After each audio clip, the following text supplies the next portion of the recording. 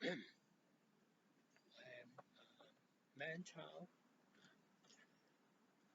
You can call me cat-child. This is my quantum gravity video 37. And today's topic are three: A. Antimatter of leptons and bosons. B. The missing neutrinos enigma. C. The missing antimatter paradox.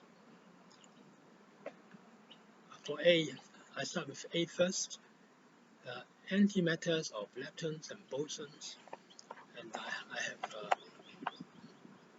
the source from the particle data group of the Lawrence Berkeley Laboratory.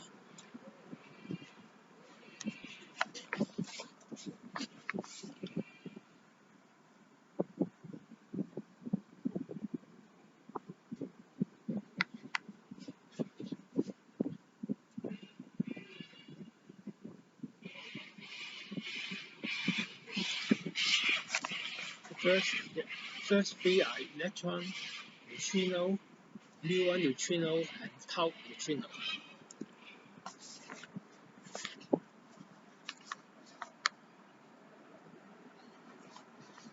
The second one is the electron and the muon and the tau.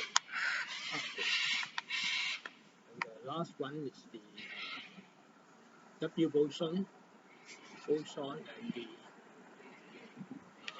Z boson. This is from the particle group. The source from particle group of Lawrence Berkeley.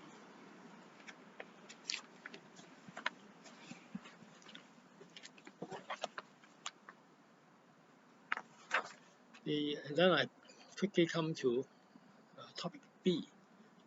And this is my own figure, completely my own figure.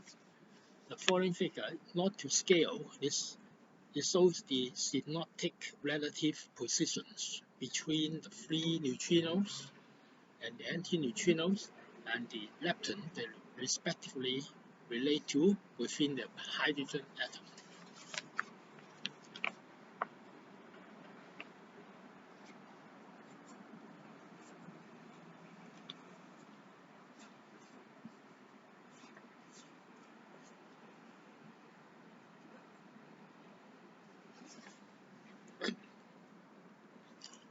The first one is the electron neutrino, and second one is the muon neutrino. And the third one is the electron, and fourth one is the muon, But actually, it should start. These two should be swap the position, relative positions. It should be the tau neutrino first, and then the muon neutrino following. Because the one is the tau neutrino is only 1.0797 times 10 to the power minus 14 meter, and this is the muon is 1.869 times 10 to the power 15 minus 15 meter. This one is even more inner within the hydrogen atom than the tau neutrino. So the two should be swap the position. I make some mistakes, sorry. And then the next one is the proton. The proton is the within the hydrogen atom. Of course, there must be a proton position. All these are de Broglie matter waves. All this, all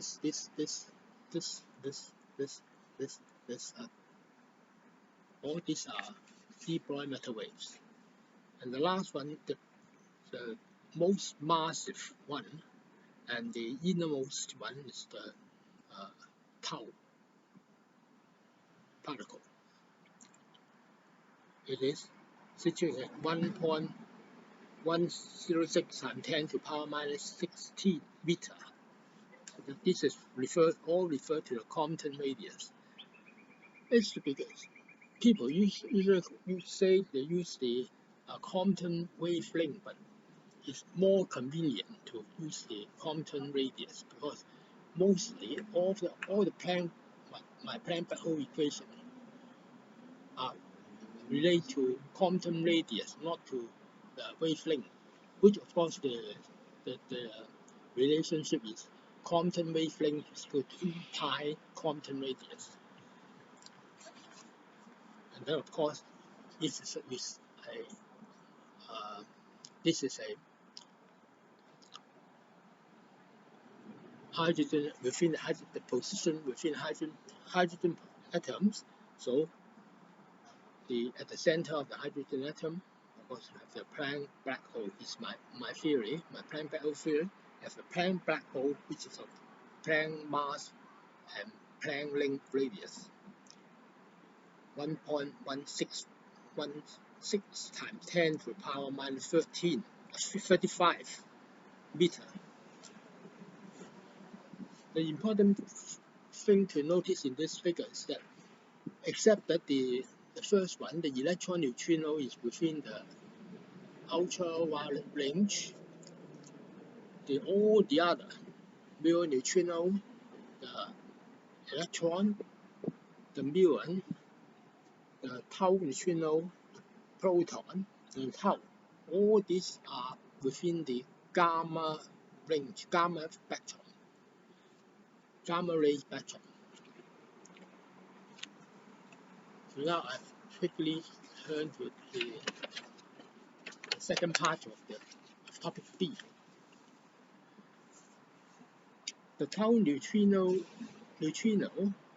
which is of 18 times 10 to the power 6 electron volts, or you can call it 18 mega electron volt, and the muon neutrino of 0.19 times 10 to the power 6 electron volts.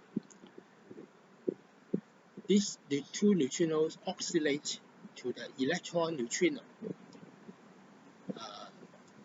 which is of 2 electron volt only, and is in a much lower energy state. And then the electron neutrino split into 2 ultraviolet photons of 1 electron volt each, and they radiate away as UV photons of light, become ultraviolet light. Thus, it's only on very rare occasion that the 3 types of neutrinos, antineutrinos, be detected on Earth. Neutrinos and antineutrinos are of course the same mass. They are only of a different.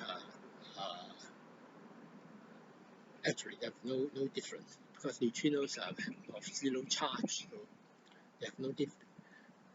You cannot distinguish them by the charges. The charge that only can either you cannot distinguish them by the mass, so they're the same. The only of the different-handedness have chirality.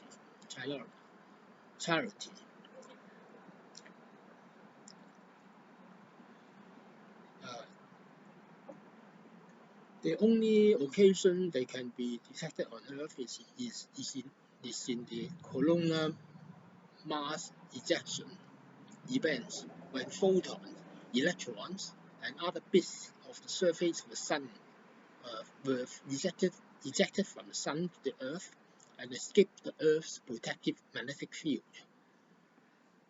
or from the cosmic rays.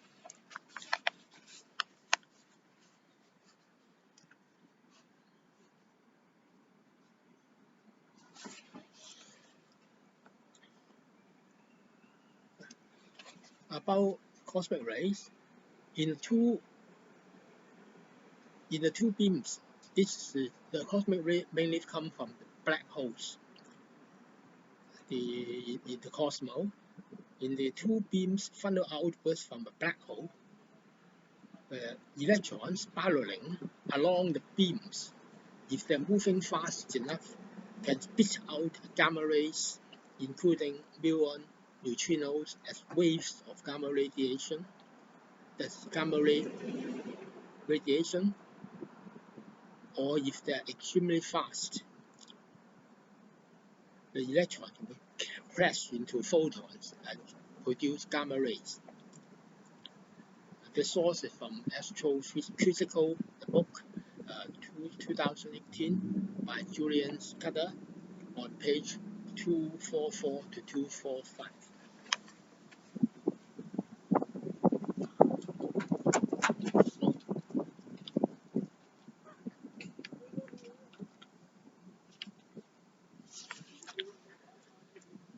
So I finished A and B, topic A and B. BA, first refer back to the main topic. A is just an introduction, a brief introduction to the antimatter of leptons and bosons. And the topic B is about the missing neutrino enigma. And so now the topic C is about the missing antimatter paradox.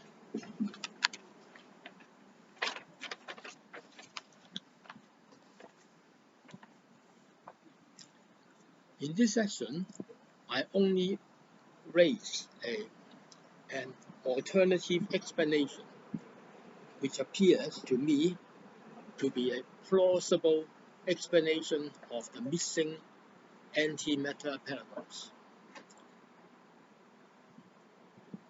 It is common knowledge that the existence and the average lifetimes of antimatter particles are mainly confined to experiments on Earth or to astrophysical events such as cosmic rays and of fleeting durations around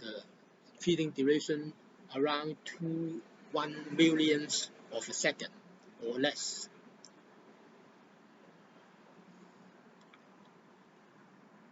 For this alternative plausible explanation, I will quote from a book called The Fundamentals of Atomic and Nuclear Physics by E.A. Nesisov, book 1990 edition, page 314 to 319.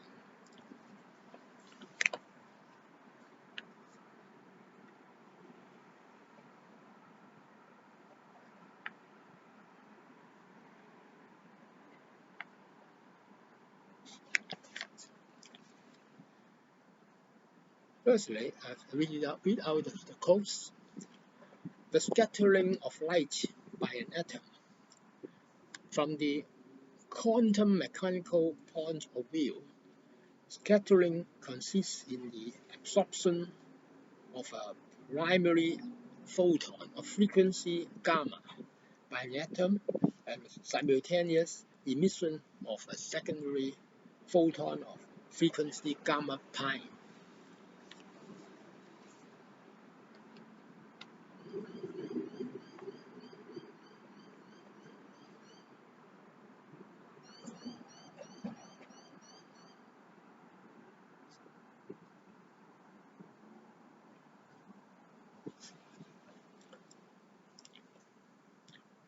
The scattering atom may then return to its original state. Such a scattering is called a coherent scattering, or may return out in some other state. This type of scattering is called the Raman scattering. Like atoms, nuclei are also characterized by a discrete energy spectrum.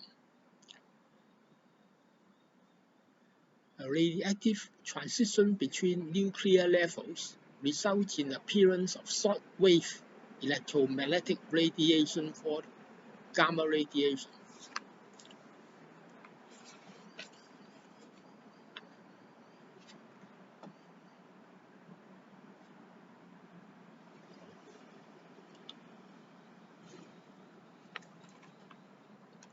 The characteristic values of the lifetime tau of the normal excited states of nuclei relative to the gamma transitions vary between 10 to the power minus 12 and 10 to the power minus 7 seconds.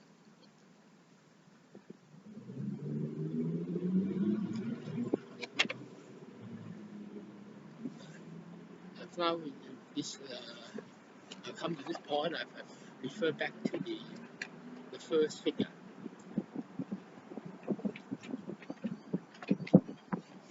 The first figure here is about the muon tau, and their lifetime. F lifetime is between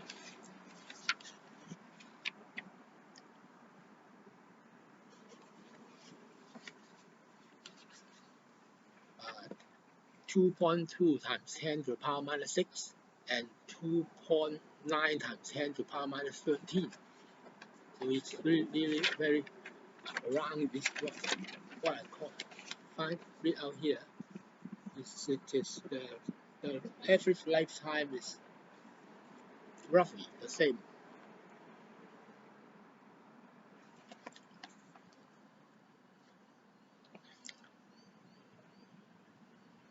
Another mechanism is called the broadening of spectral lines.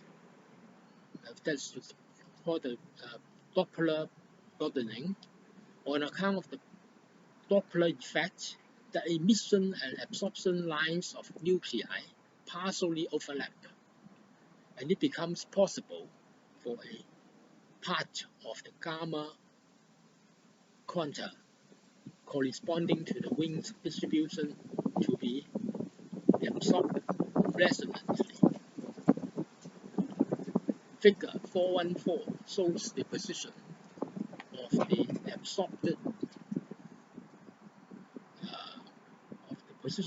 emission and absorption spectral lines. Figure 414.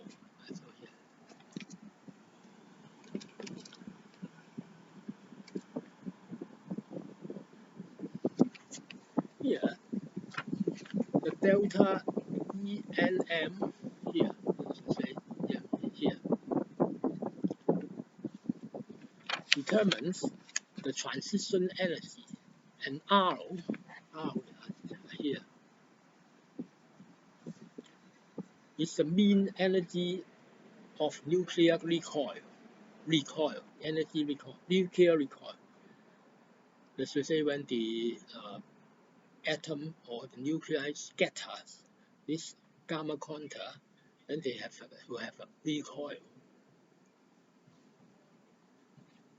and the transition, the gamma transition will generate the transition energy of ENM. The recoil is of the magnitude R. There are two R's here. Look at this diagram shows only a rather soft gamma quantum with an energy h bar omega is equal to delta ENM is about 100 kilovolt, 100 electron volt, kilo electron volt. But with increasing transition energy, R will increase. This R, if the transition energy increase, the recoil energy also increase, and they will increase in proportion to h bar omega square.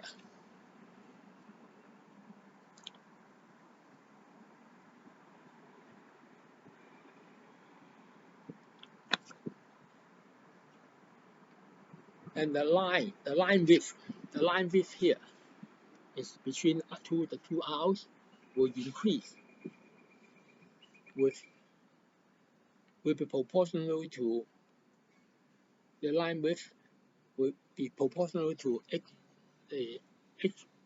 bar omega, proportional to the h bar omega, and so that the condition 2R is bigger than, is larger than the line width here will be a typical.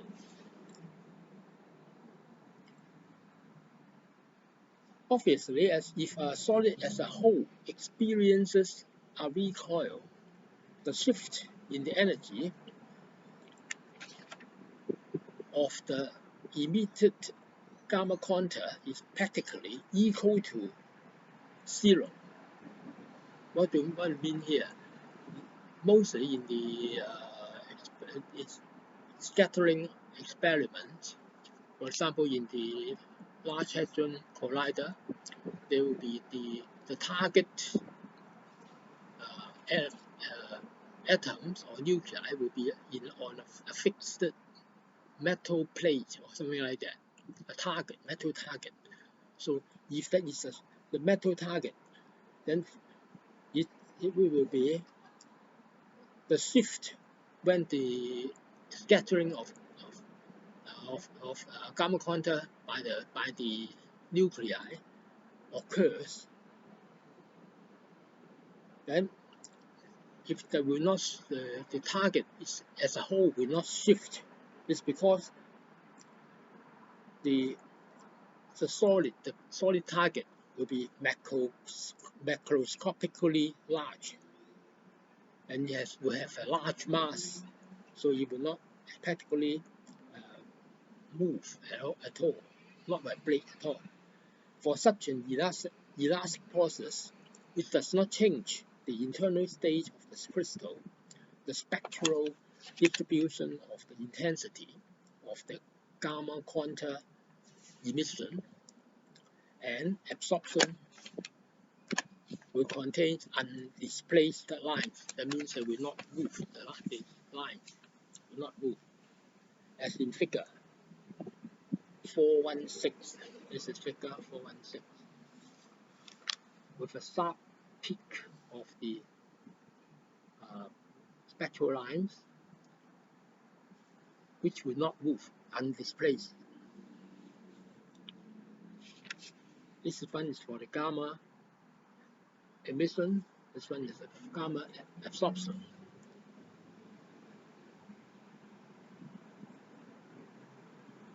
And similarly, we have R here, the recoil, nuclear recoil.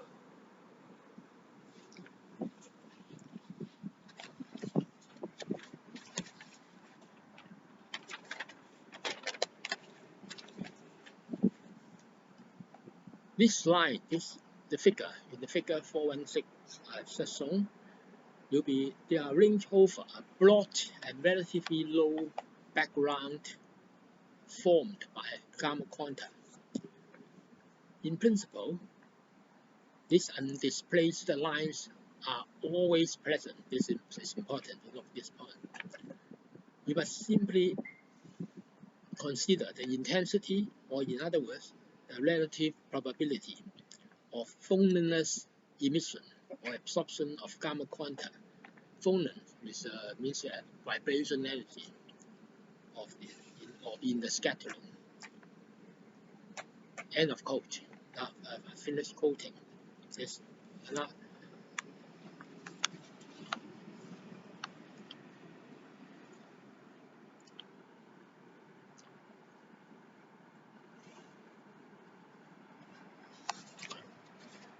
from the above quotes, it seems that in experiments such as the collisions of proton and proton, if the detector used is a spectroscope or a similar equipment as in the atlas of the Large Hadron Collider, the above mentioned spectral lines must always be present. However, even in the older types of detectors, such as the cloud chamber or the bubble chamber, and even in lower energy cases, since the Z spectral lines must still be present because they represent the energy of the gamma transition, delta ENM, and the energy of nuclear recoil R, which must always be present in a scattering of atoms or of gamma quanta by atoms or by nuclei.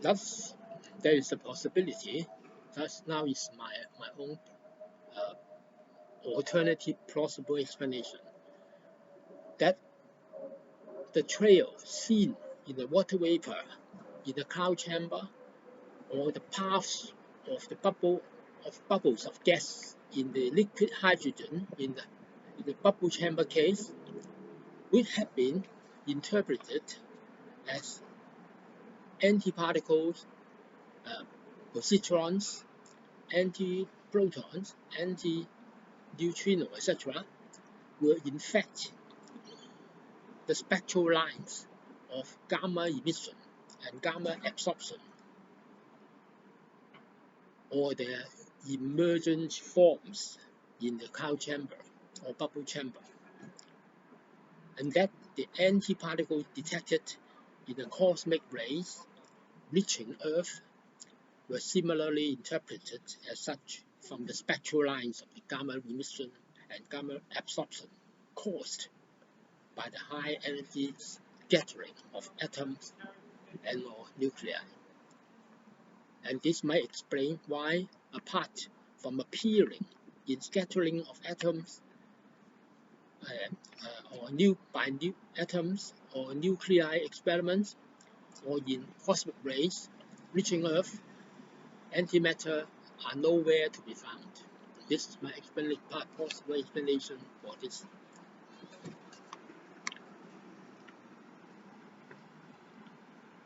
This is an alternative.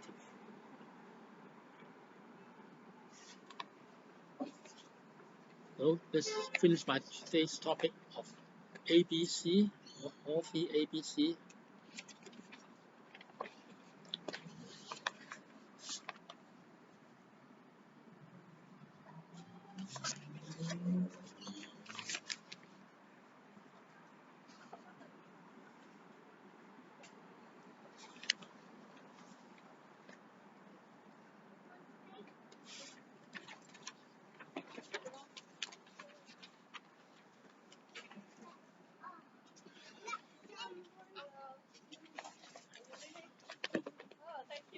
Okay. If you're interested, you can subscribe